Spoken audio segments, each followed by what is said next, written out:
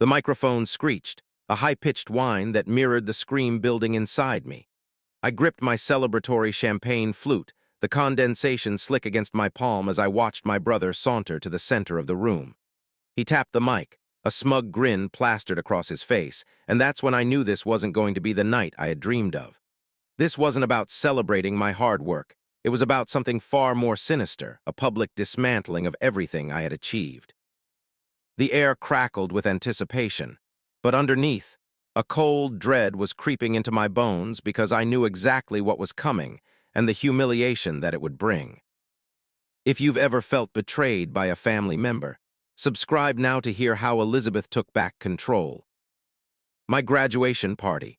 Years of relentless study, sleepless nights fueled by instant coffee, and the gnawing anxiety that I wouldn't be good enough had all culminated in this moment. I had finally earned my degree, a tangible symbol of my perseverance, my ticket to a future I had painstakingly crafted. My parents had thrown this lavish party, inviting all our relatives, family, friends, and even some of my professors. It was supposed to be a triumphant celebration, a proud display of my accomplishments, but as I watched my brother adjust the microphone, I knew this was about to turn into something else entirely. The years of subtle digs, the backhanded compliments, the constant comparisons to my more successful siblings had all led to this orchestrated moment of public shamming. He cleared his throat, the sound amplified through the speakers, and then he spoke the words that would shatter my world. "Let's raise a toast," he began, his voice dripping with sarcasm, "to the family black sheep." The words hung in the air, heavy and toxic, but the worst part wasn't the insult itself, it was the reaction. A ripple of laughter spread through the crowd, starting with my parents and cascading outwards, encompassing aunts, uncles, and cousins.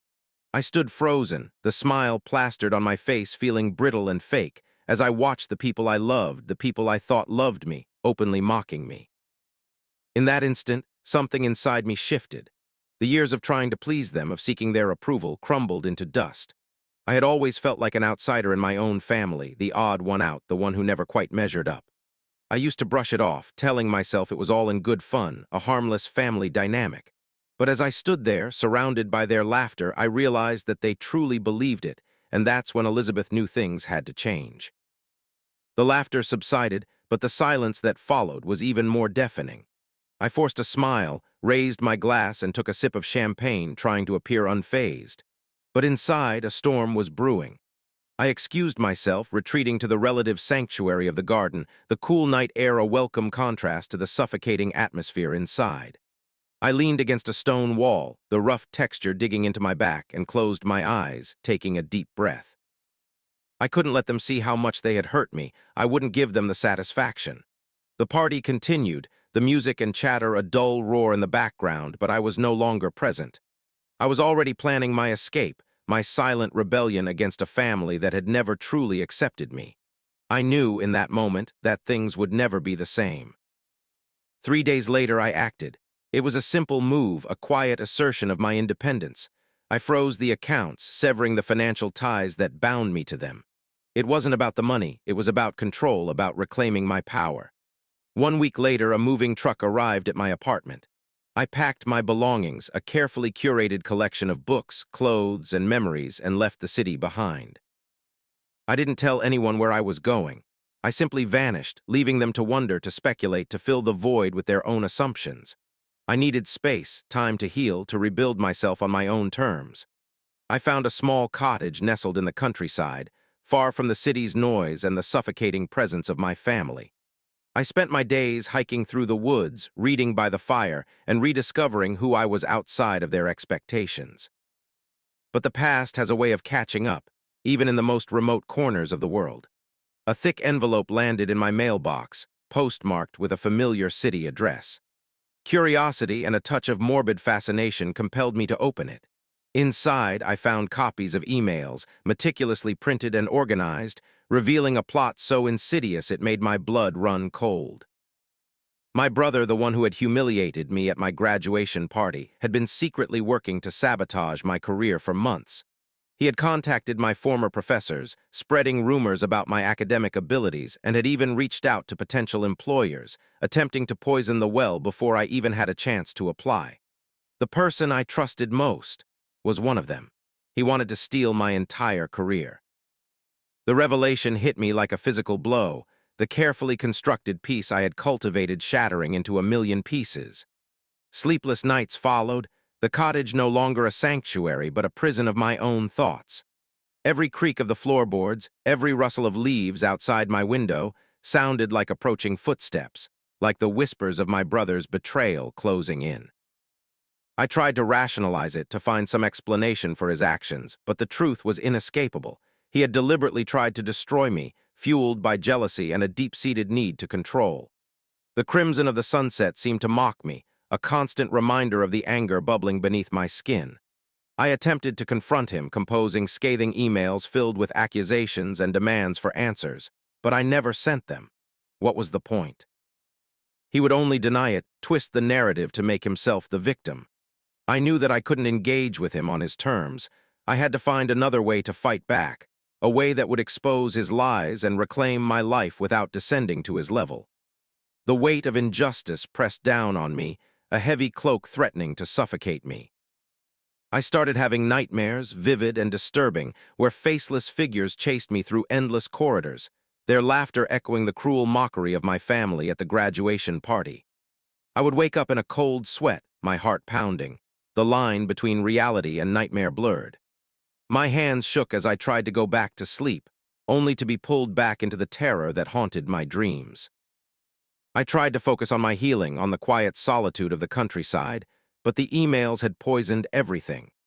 Every success I had ever achieved, every compliment I had ever received, was now tainted with the suspicion that it was undeserved, that my brother had somehow manipulated things behind the scenes. I started doubting myself, questioning my abilities, wondering if I was truly as capable as I thought I was. I even considered giving up on my career altogether, retreating into a life of anonymity and obscurity. But the thought of letting him win, of allowing him to dictate my future, was unbearable. I knew I had to fight back, not just for myself, but for everyone who had ever been underestimated, betrayed, or silenced. I began to meticulously document everything, creating a detailed timeline of my brother's actions, gathering evidence to support my claims. It was a painstaking process, requiring hours of research and careful analysis, but it gave me a sense of purpose, a feeling that I was finally taking control of the situation. I knew that exposing him wouldn't be easy. He was a master manipulator, skilled at charming people and twisting the truth. But I was determined to unmask him, to show the world the person he truly was, no matter the cost. The days turned into weeks, and weeks into months, as I continued my investigation, unearthing more and more evidence of my brother's sabotage. I discovered that he had not only contacted my professors and potential employers, but had also spread false rumors about my personal life, attempting to damage my reputation and isolate me from my friends and colleagues. The extent of his malice was staggering. It was as if he had made it his life's mission to destroy me. I felt a surge of anger so intense that it threatened to consume me. I wanted to lash out, to confront him with his lies, but I knew that I had to remain calm and strategic. Any rash actions would only play into his hands, giving him the opportunity to discredit me and portray himself as the victim. I started compiling all the information, every email, text message, and conversation into a single file. I knew I had to be patient, wait for the perfect opportunity to strike. The universe would show me the right moment to reveal his deception to the world. During this time, I lost contact with most of my friends and family. I couldn't trust anyone, not even my parents, who had always seemed to favor my brother. I feared that they were complicit in his scheme, or at least turned a blind eye to his behavior. The isolation was crushing, but it also strengthened my resolve. I realized that I only had myself to rely on and that I had to be my own advocate, my own protector. As I dug deeper, I uncovered a pattern of behavior that extended far beyond his attacks on me. He had sabotaged other people's careers, spread malicious rumors, and manipulated those around him for his own personal gain. He was a master of deception, skilled at hiding his true nature behind a facade of charm and charisma. But I was determined to expose him, to reveal the darkness that lurked beneath the surface. My vision blurred. The glass in my hand shattered as I was reminded of that graduation party. No one would ever hurt me like that again. The silence I once held had now evolved into a plan of action. This was far from over. The weight of his betrayal pressed down on me, suffocating me in a darkness I never knew existed. I started experiencing panic attacks, gasping for air as my chest tightened, convinced that I was about to cease. The once familiar walls of the cottage seemed to close in, transforming my sanctuary into a prison. Food became tasteless, sleep an elusive luxury. I was trapped in a cycle of anxiety and despair, haunted by the ghosts of my past and the fear of my future. I considered ending it all, disappearing from the world and leaving my brother to celebrate his victory. The temptation was overwhelming, a seductive whisper promising release from the pain, but something deep inside me refused to give in. A flicker of defiance, a stubborn refusal to let him win, kept me clinging to life. I remembered my grandmother's words, spoken during a time of hardship. When you think you have nothing left, that's when you find out what you're truly made of. Her words echoed in my mind, a lifeline in the abyss. I realized that ending it would be the ultimate act of surrender, a validation of my brother's cruelty. I couldn't let him have that satisfaction. I had to fight back, not just for myself, but for my grandmother, for all the people who had ever been hurt and silenced. I unclenched my fists, took a deep breath, and made a decision. I would not be a victim anymore. The next morning, I woke up with a newfound sense of clarity. The darkness hadn't disappeared, but it no longer held me captive. I felt a cold, unwavering determination settle over me, replacing the fear and despair. I started researching my brother's past, delving into his business dealings, his personal relationships, and his social interactions. I spoke to former colleagues, old friends, and even some of his ex-partners, piecing together a comprehensive picture of his character and his methods. The more I learned, the more disgusted I became. He was a pathological liar, a manipulator, and a user. He had left a trail of broken promises and shattered lives in his wake. But his arrogance was also his weakness. He believed he was untouchable, that he could get away with anything because he was smarter and more powerful than everyone else. That was where he was wrong. I had always been underestimated, dismissed as the quiet, unassuming sister. But I had a keen mind, a sharp intuition, and an unwavering resolve. I would use his arrogance against him, turning his own weapons against him. I started meticulously planning my revenge, mapping out every step of my strategy with cold precision. I would expose him, not through angry accusations or emotional outbursts, but through carefully documented evidence and irrefutable proof. I would reveal his lies to the world, shattering his carefully constructed facade and exposing the darkness that lurked beneath. It would be a slow, calculated dismantling of his life, a complete and utter destruction of everything he held dear. I would take away his reputation, his career, his relationships, and his sense of self-worth. He would be left with nothing but the consequences of his actions, a hollow shell of the man he once was. As I delved deeper into my plan, I felt a strange sense of liberation. The anger and resentment were still there, but they were now channeled into a focused, unwavering purpose. I was no longer a victim. I was a strategist, a warrior, a force to be reckoned with. I spent hours poring over documents, analyzing financial records, and tracking down witnesses who could corroborate my claims. I contacted a lawyer, a sharp, ruthless woman who specialized in defamation cases. She listened to my story with a cold, clinical detachment, asking probing questions and demanding concrete evidence. At first, I was intimidated by her, but I soon realized that she was exactly the kind of ally I needed. She wouldn't be swayed by emotions or personal connections. She would simply follow the facts and fight for my cause with relentless determination. With her help, I began to build an airtight case against my brother, a case that would leave no room for doubt or denial. The days turned into weeks and weeks into months as I meticulously prepared for my final strike. I knew that I only had one chance to get it right. If I failed, my brother would bury me, silencing me forever. I had to be patient, strategic, and utterly ruthless. I learned everything I could about his business dealings, his personal life, and his social connections. I uncovered secrets he had desperately tried to keep hidden, betrayals and lies that would shock and disgust those around him. I gathered evidence of his financial wrongdoings, his manipulative tactics, and his abusive behavior. The more I learned, the more determined I became to bring him down.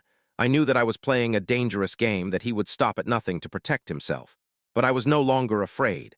I had faced my demons, and I had emerged stronger and more determined than ever before. I was ready to unleash my revenge, to expose his lies and reclaim my life. The day they tried to end me. was the day revenge was born. I smiled, I played their game, but I was recording everything.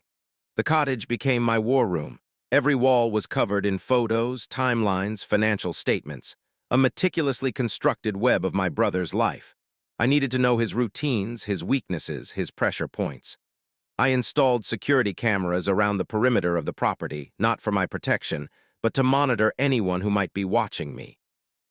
I purchased a high-end audio recorder, small enough to conceal in my purse or pocket, and began practicing my interrogation techniques. I watched hours of true crime documentaries, studying the methods used by law enforcement to extract confessions and expose lies. I learned how to read microexpressions, how to detect subtle shifts in body language, how to exploit vulnerabilities and insecurities. I knew that when the time came to confront my brother, I couldn't afford to make any mistakes. I also hired a digital forensics expert, a former government agent who specialized in recovering deleted files and tracing online activity.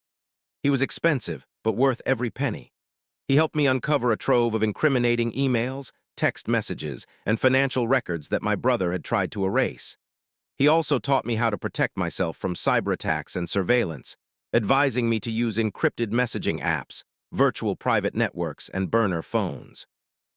I knew that my brother was likely monitoring my online activity, so I took every precaution to remain invisible.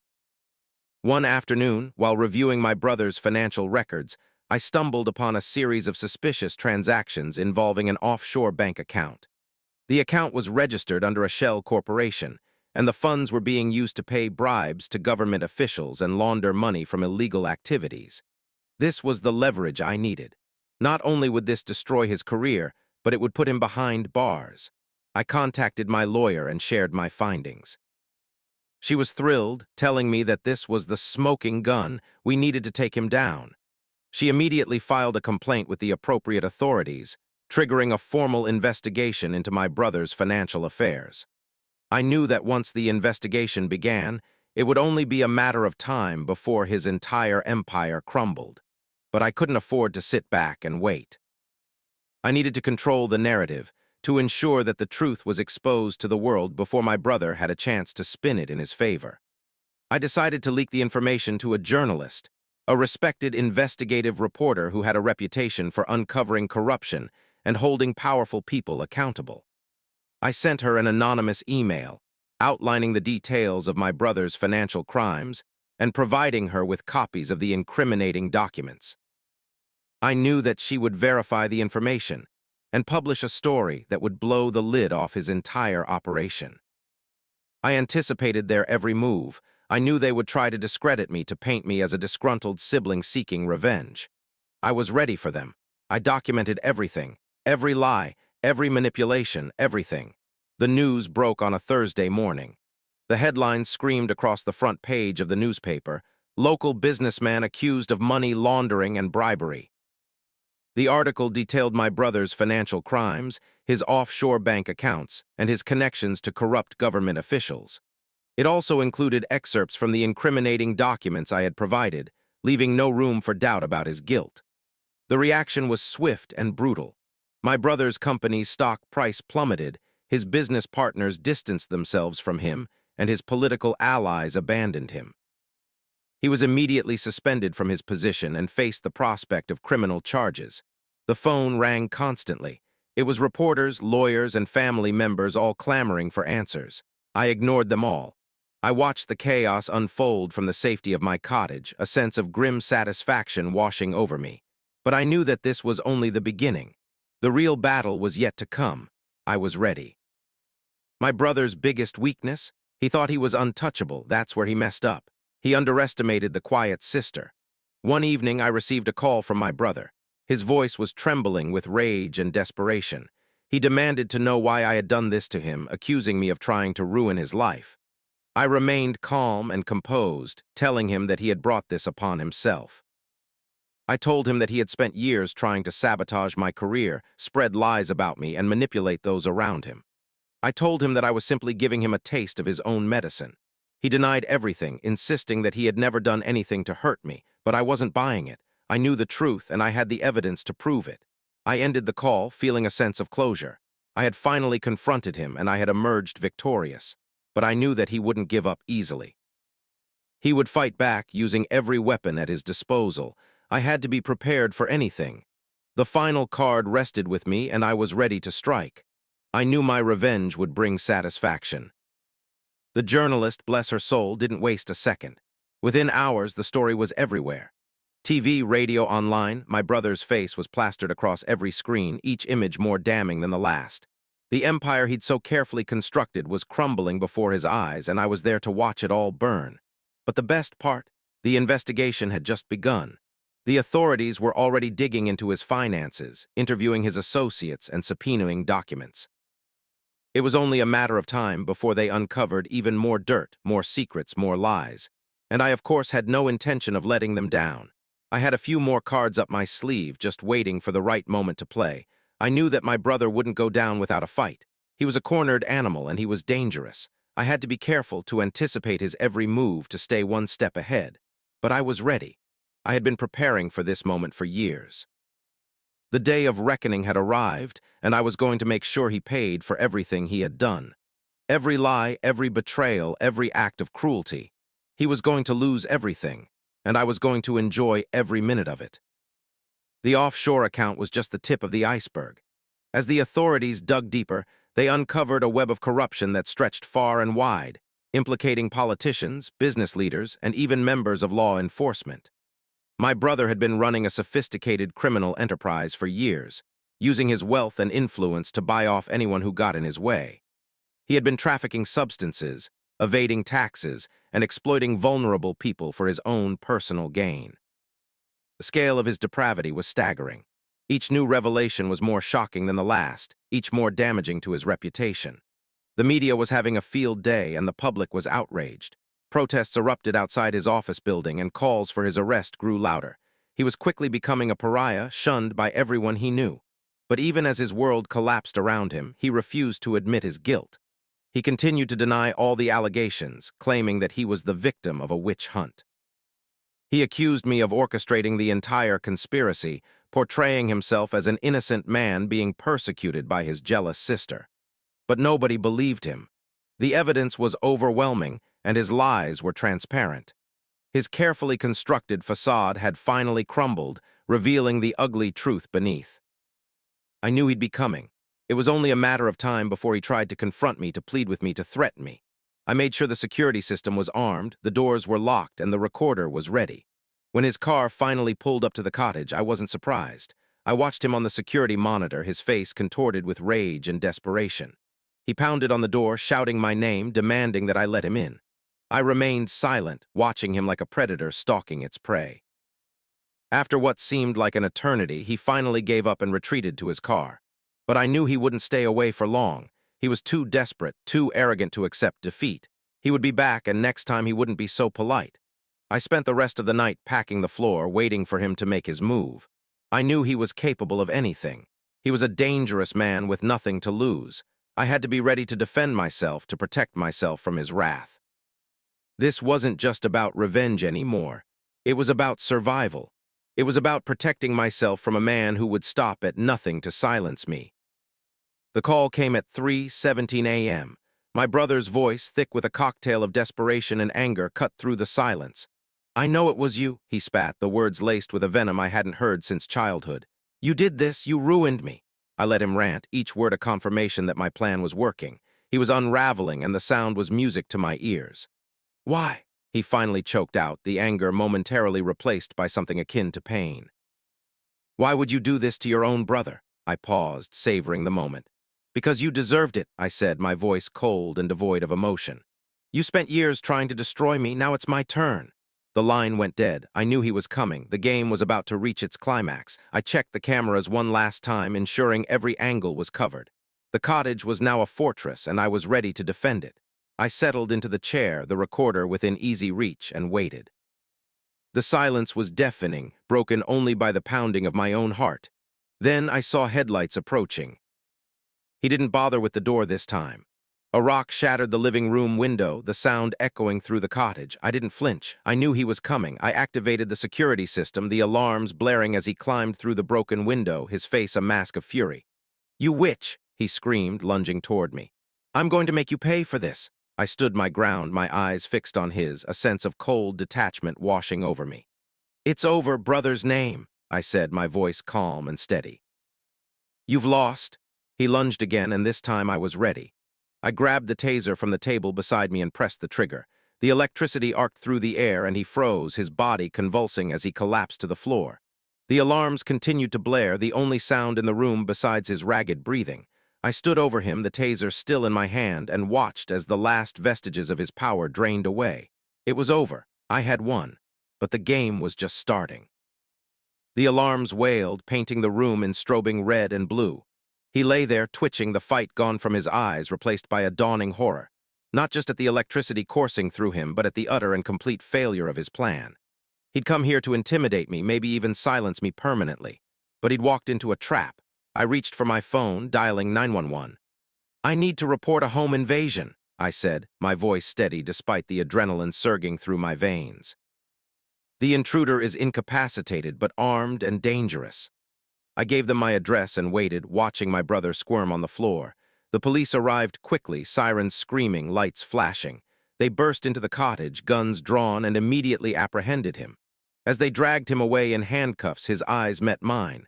There was no rage left, only a hollow emptiness. He knew it was over. The next few weeks were a blur of legal proceedings and media frenzy. My brother was charged with a long list of crimes, including attempted assault, breaking and entering, and obstruction of justice.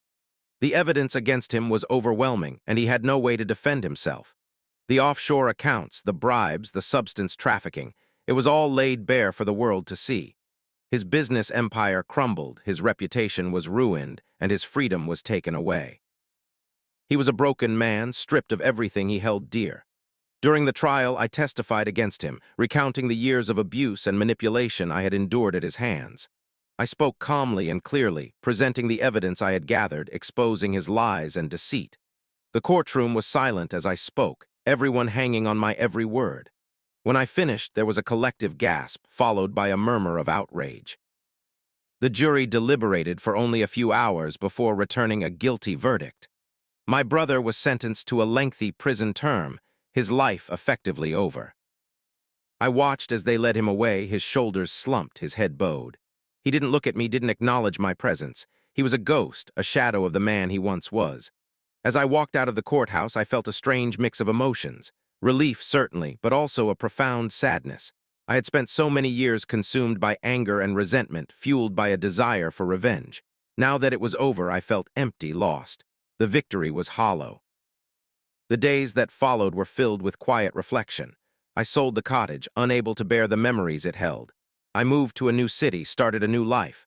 I focused on healing, on rebuilding myself, on finding peace. It wasn't easy. The scars of the past ran deep. But I was determined to move forward, to create a future free from the darkness that had haunted me for so long. Slowly, gradually, I began to heal. I reconnected with old friends, made new ones, and rediscovered my passions. I learned to forgive myself, and to let go of the anger and resentment that had consumed me for so long. I realized that revenge, while satisfying in the moment, ultimately offered no true closure. The only way to truly heal was to move on, to forgive, and to create a better future. Years passed. I built a successful career, found love, and started a family. I never forgot what had happened, but I refused to let it define me. I learned from my experiences, and I used them to become a stronger, more resilient person. One day, I received a letter from my brother. He was still in prison, but he had found religion and was seeking forgiveness. He apologized for everything he had done, acknowledging the pain and suffering he had caused. He asked if I could ever find it in my heart to forgive him. I thought about it for a long time. It wasn't easy, but I finally realized that holding onto anger and resentment was only hurting me. I wrote him back, telling him that I forgave him. It wasn't for him, but for myself. It was a way of finally letting go of the past and moving on with my life. I never saw him again. He passed away in prison a few years later, but I knew that he had found peace, and that was enough. They tried to end me. They failed. Revenge isn't sweet. It's necessary. Would you have done the same? Let me know in the comments. Subscribe for more justice.